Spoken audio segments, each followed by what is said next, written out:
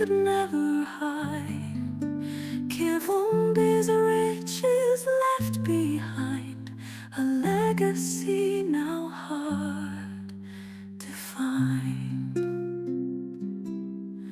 My own son walks the dusty road with dreams that carry heavy load. Lutaya wanted silver and gold, but my own son's heart remains bold. My own son, my own son, you'll shine in the darkness, strength you will find.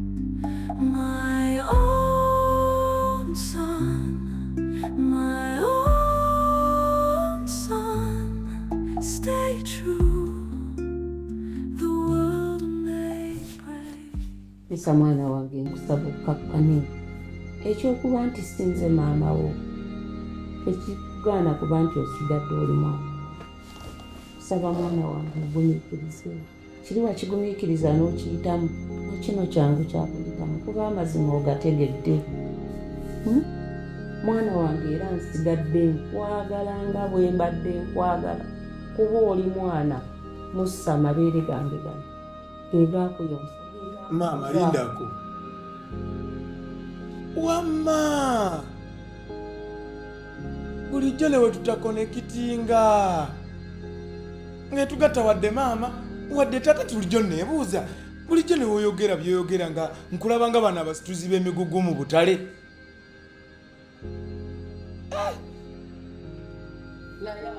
Maama lindako kati gwe ssebo aga amaziga gakaabe naye olukala bwe gati oti saagala ate nzire mu kulaba ng'okomyewo wano oyina kuddawo ng'oli mugenyi bugenyi.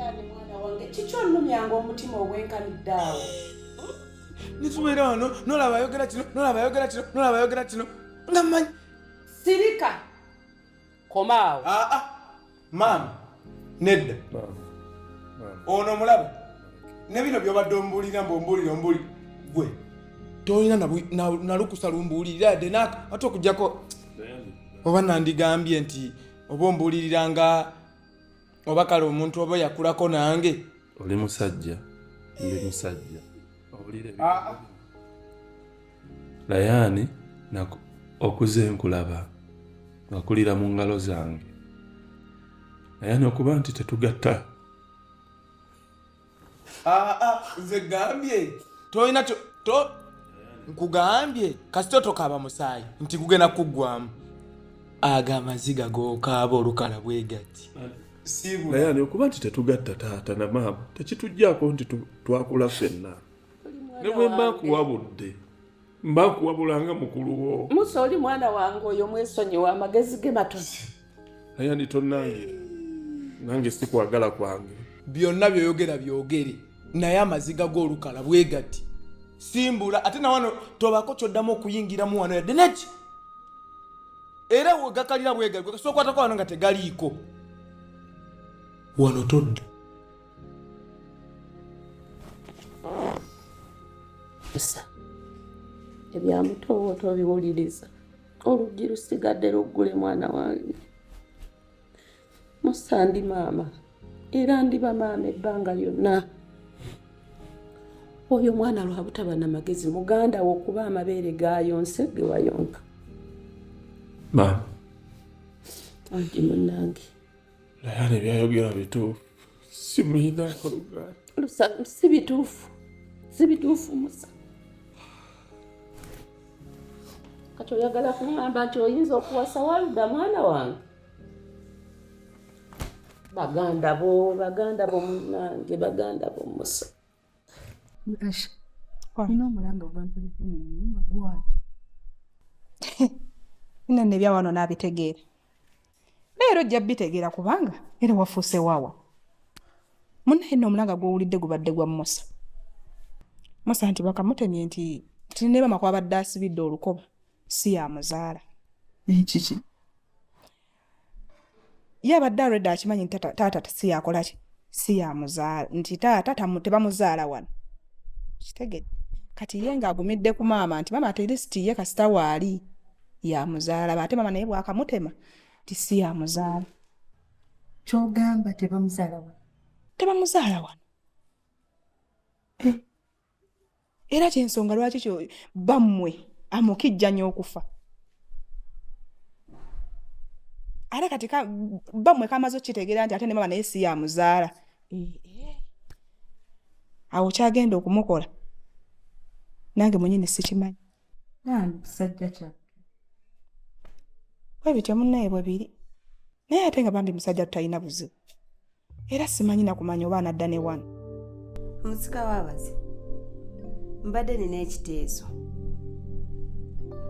Mbadde nteesa ti engeri gy'oli omusika ogabe ebintu kuba obwo obuyinza obuyina obugabe ebintu buli omu n'afuna ekiki wabula ky'oba omanya nti mu kugaba ebintu ebyo nze ndi ku mugongo gwo ndi mabegawo nkuwagira olaba otyo. Anyway maama ekirowoozo kikyoleese si kibi naye yakirowoozaako ndabe ekyokukola naye ate era ne bwe naba akugaba bintu mba nja kuwa mpozi Aizo kubanga bano abawala abo tebalina makulu siraba makulu gabawesa bintu naye mpozi ye Aizo nja muwa singa naba nga kiseera kituuse nendaba nga netaaga biga. Oli mwana mugezi bw'oba ogambye okuwa Aizo kati bw'oba owadde Aizo era kyenkana n'ebbisa oba omuwadde Aizo nze muzaala nze ndi ku mugongo gwo gaba ebintu buli omu afuna ebibye naye bw'oba ogaba ebintu naffe bamaama bo tetwerabira wako kootunyigiranyigirayo. Kale maama naye njalaba ekyokukola kansooke male bwe naaba nfunye ekirowoozo ekyo ne kinyingira muli munda ekyokugaba ebintu njalaba ekyokukola sooka okindekere. Ogenda kukifuna nze manyi nti ogenda kukifuna kuba obuyinza bwonna obulina obuyinza bwonna gwobulina gwe kiwulire muli obuyinza obulina ebintu ojja bigaba.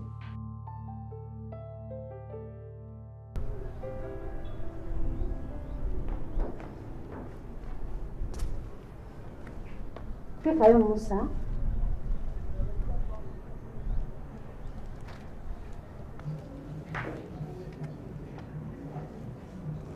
Wabadde ki? Asi mukulisangayo oko n'atanziramu. Abadde ki leero? Kale senga Musa tabaddeewo. Nandi munyogedde n'enfuba okulaba nga manya kyabadde. Wabadde ki musajja wattu? Kale naye era nja mufuna. Ajja kukimbula.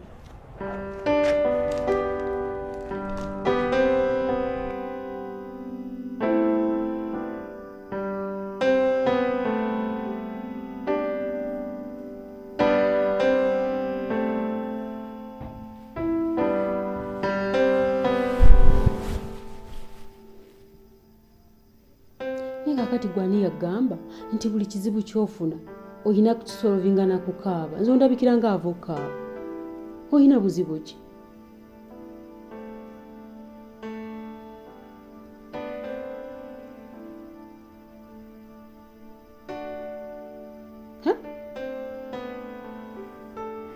Ndi mukubuuza gwe saabakaabi wa kuno. Buli kimu n'okaaba buli kimu otiiriika butiiriisi. Nze n'ebyo ebintu by'okola binyiiza kati obeera okaaba biki gw'omusajja omukulu.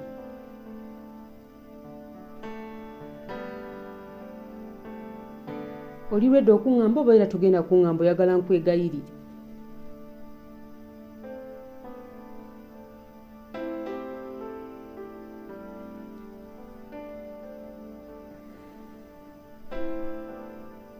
Amaziga we ganaakala ndowooza onaŋŋamba. Ogira okaaba saabakaabi waawe.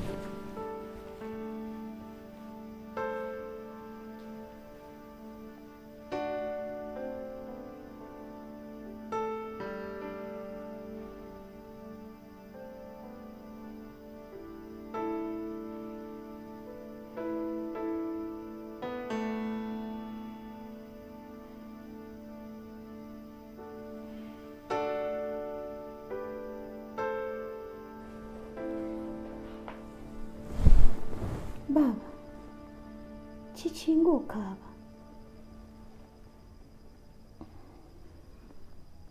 Ninaze nfa obulumi.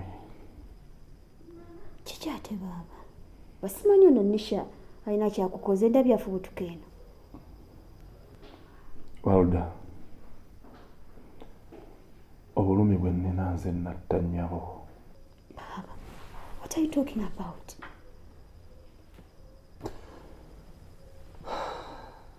Like, are you okay? Kozi mama Musa waali ate kiki? Oba toli bulungi baba tugendeko mu ddwaliro? Walda, I'm okay. I'm very okay. Kiki ate? You're crying. Onumya. Walda, mama Musa si yanzaala. Mama wange yafa nzaala. Nedda baaba naawe. Era muli mpulira nga nkitwala oba nga nze yamujjulula olunaku lwe yanzaala lwe yafa. Baba biki by'oyogera obijjawa? Baba gwe mukulu waffe, gwe first born wa mami. Mama Musa yankuza okuza. Byonna eyabinambi. Pozi n'ekirala.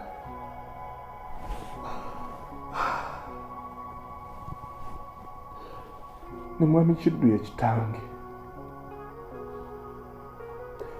I can't believe this.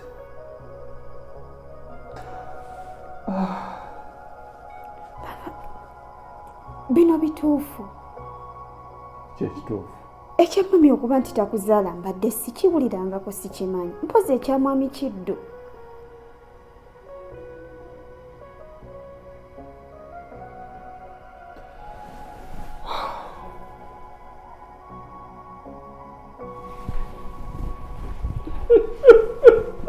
Baba.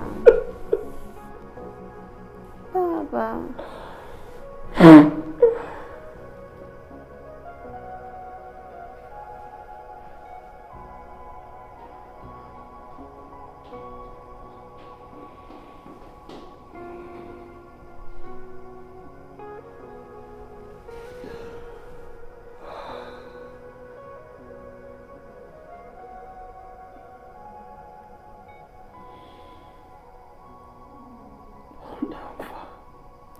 Baba kijja kuggwa.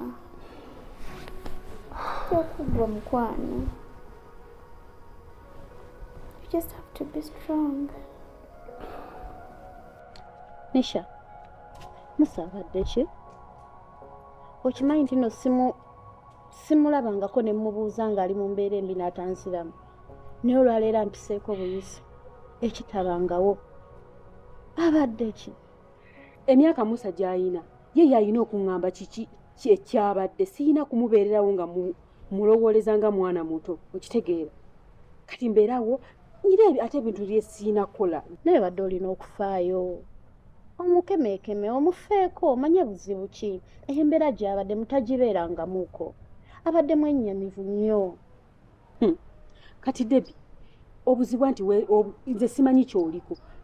Omulimu nagukwasa nakugamba Musa mukulekedde. Olina ebintu by'olina okukola naye ontunuulira butunuulizi simanyi buzibu ki bw'olina. Kati nga bw'oliwe gwe wandigenze n'olaba buzibu ki bw'alina.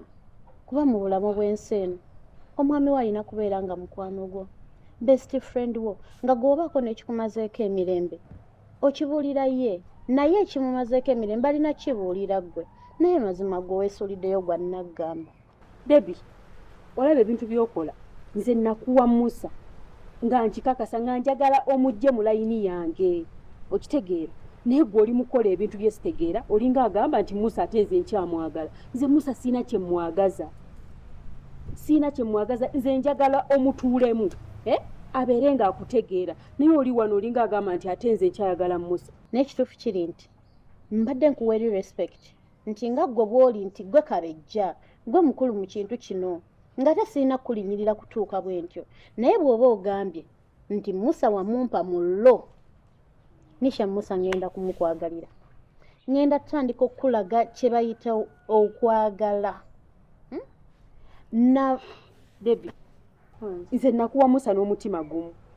era nze ondaba ne wenkusanga ne Musa nga muli siina kyenyinza kugamba nti ate oba kufunamu yadde kafiiringi akatono bwe kati Ompakasa Misha. nakuwa Musa nga nyina ebigendererwa byabe ng'ebyomanyiko obulungi okitegeera. So kati mbadde nkusaba kola ekyo kyennyini ky'olina okukola. Kiwedde. Weesirikire. Musa alina kubawo muto. Wabula banneemugwanya. Gwe tobeerako awo nonneesonyiwako. Nga lwaki nkwesonyiwa? Sobola kwesonyiwa ekyo kimanyi. Gwe tomanyi nga gye nakusiima. Kati bwe watuuse waka nga siriiyo ogwe kojja onnoonyeza eno. Manyi nakutegeera nnyo ky'otasuubira. Omutima gwange waguba. Wantwalako omuti. So nalina okunoonyako nakenziika ebanga toliiyo naye kati nno omugezi namunyweza wamuko Musa. Kati nze olaba ono brother wange twetegeera nnyo kwegamba olaba muyinza okubeera mu family nga mulimu abooluganda bangi naye waliwo okubeera nga oli ye muganda wate nga mukwano gwo. Kitegeera kati ye baba Musa nange is part of my life.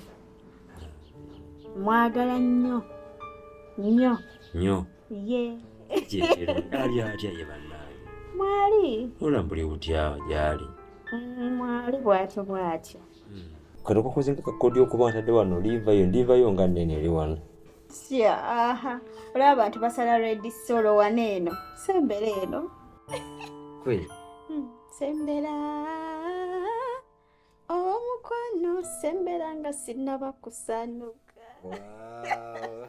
kanzimbe buki omanyina okuyimba nainawo mbulako nnyo kambe nasonyiwa simagali nti emirimu imanyi byange byenkola odde eno odde eriiso suddale bumbula okujja okulaba toddamu kumbulako nnyo bwotyo ombulako nnyo sobola kuddamu kukobola kutofaayo naye bankonomya kati bubinya ate nze beera ng'onchekingako every time toli buzibu kimanyi nti nkwagala nnyo adde onkubye surprise ekimanyi nkwagala nnyo basigadde bonna abasajja abayaaye. I know. Sisi ogamba otya? Ndi bulungi. Ndi bulungi. Naye no munnange njagala okukuutira kiri kimu okola ekyo ekikuleesezza. Kubanga omuntu gw'oddidde mu bigere ekyamugobezza yaddira n'ayingiza ebintu ebiteetagisa mirimu oba oliawo ensonga ze endala. So kati badde nkusaba otunuulire mulimu gwo okusinga okitegeera kubanga essaawa yonna bw'okola ensobi madamu Pounds era bagenda nawe kukwata ku nkoona. Ye mukama wange naye nze nga kiba kizibu okunkwata ensobi. Yesebo kubanga siri muntu nnyo ayingirira ebitankwatako. Ngezaako okulaba nti ekyandeeta kyenkola.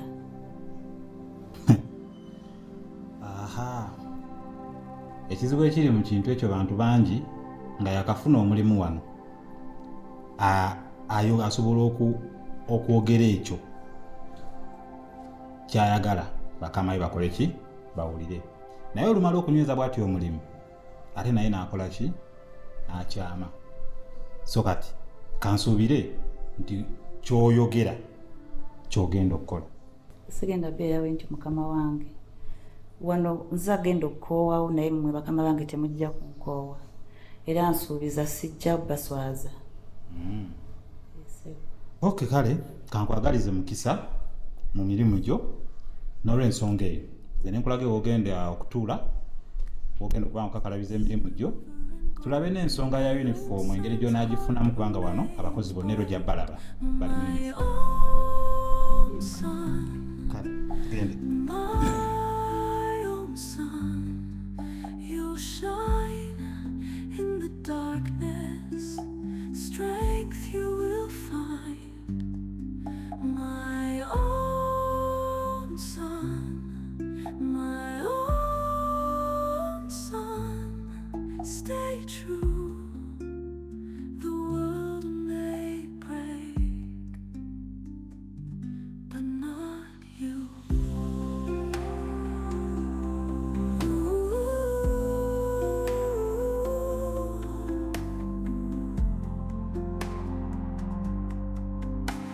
tired, took what wasn't his to take, left us with nothing but hearts that ache. My own son's spirit won't betray.